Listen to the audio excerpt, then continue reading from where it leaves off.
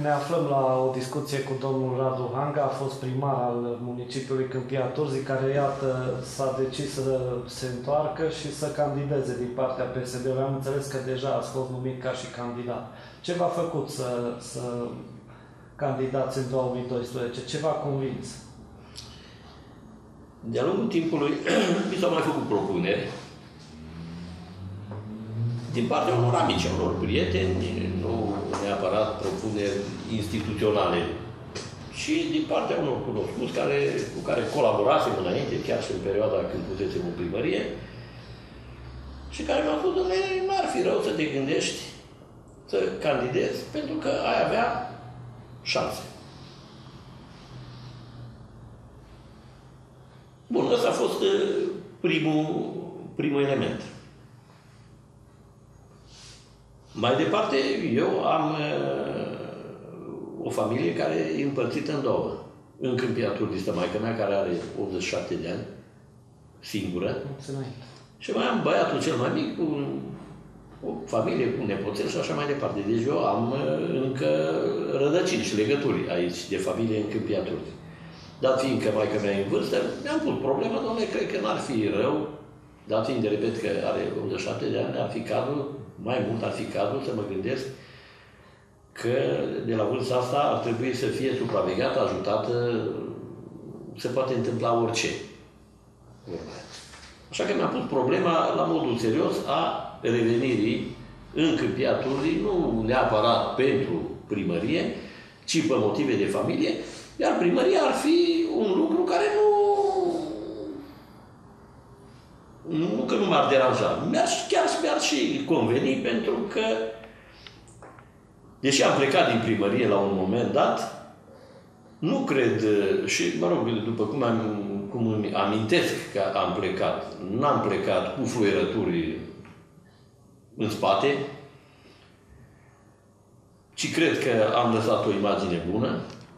Am fost o perioadă de 9 luni primar, am făcut niște lucruri, am avut niște idei pe care le-am transformat în fapte în beneficiu public și ar mai fi încă destul de multe de făcut și am zis: dom'le, aș putea să fiu util populației, locuitorilor Câmpiei Turzii. Ca atare, când mi s-a propus să-mi depun candidatura, ținând seama de considerentele personale, ținând seama de faptul că nu sunt un om care să nu fiu util orașului, am zis: dom'le, hai să risc să-mi depun candidatura. Că eu, de fapt, ce fac? Depun o candidatură și sunt ales de către ceilalți. Dacă voi fi convingător, dacă istoria mea și felul în care mă cunosc oamenii îi va determina să mă voteze, probabil că voi mai avea un mandat de primar în Câmpia Turzii. Dacă poporul nu mă va vota, nu-i nicio dramă, pentru că așa e viața. Capitalul dumneavoastră politic se bazează nu numai pe activitatea de la primărie, ci și pe o prodigioasă activitate în funcția de conducere de la combinatul metalurgic. Așa vă știu oamenii, ca directorul Radu Hanga. Întrebarea mea ar fi: ce vă amintiți de când ați început acolo, pe scurt, periplul dumneavoastră la conducere, și apoi cum vedeți acest combinat pe care s-a bazat orașul acesta întotdeauna în momentul de față? Eu am lucrat în industria sârmei din 1974, din 15 martie 1974, până prin mai-iunie 1997. 23 de ani. Și am parcurs toată ierarhia firmei, fabricii. Vreau să vă spun că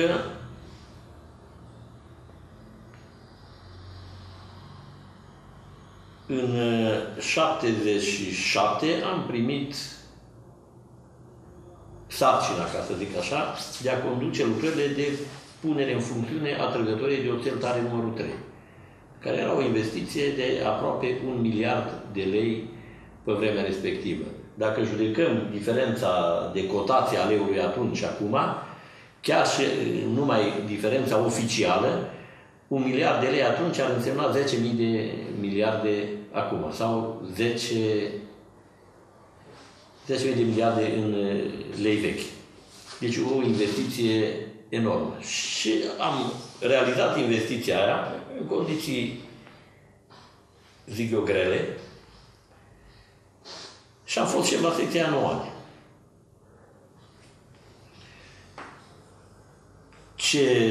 Amintirile mele legate de perioada aia sunt legate în principal de oamenii cu care am colaborat. Am început să punem secția în funcțiune cu niște maestri care nu aveau nicio experiență, erau muncitori care terminaseră școala de maestri, cu niște muncitori tineri care de-abia terminaseră școală profesională, alții nici măcar nu aveau cursuri.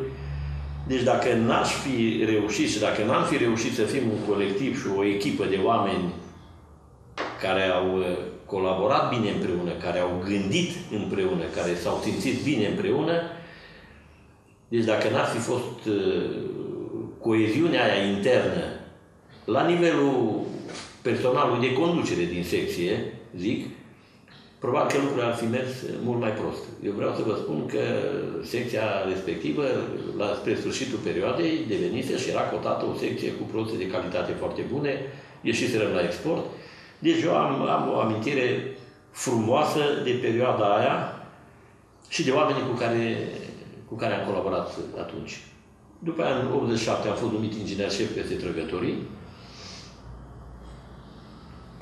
Iar din primăvara anului 90 am fost numit director. A fost perioada aceea destul de grea. O perioadă în care răbufneau nemulțumirile. O perioadă în care era destul de greu să menții controlul asupra unor mase de oameni care își revendicau anumite drepturi, drepturi care unele erau justificate, după părerea mea, și atunci și acum, iar unele erau niște forțări ale situației, pentru că omul, dacă poate obține ceva, are și tentația de a face tot efortul și de a face tot posibilul să obțină. Este datoria celor care dau să asigure echilibru între cerere și ofertă.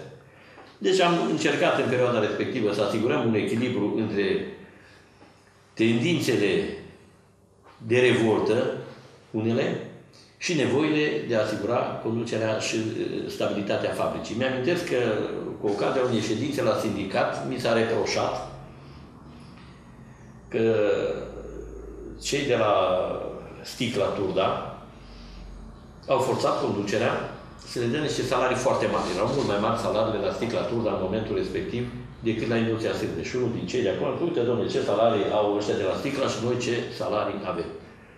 Și eu le-am spus, domnule, eu nu știu câtă vreme vor lua aia de la Sticla salariile astea, dar eu vă garantez că salariile care le-am convenit cu voi o să le dau multă vreme. Și ca atare vreau să spun că la scurtă perioadă Sticla a intrat într-o degringoladă economică, a intrat la ora actuală, din câte știu eu, aproape că nu mai există ca întreprindere.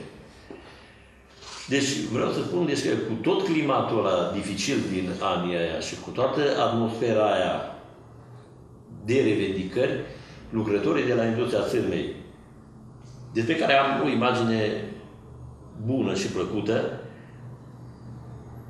s-au comportat ca și toți ceilalți lucrători din țara românească, dar au avut și echilibru necesar pentru a nu împinge lucrurile dincolo de riscul amenințării stabilității firmei.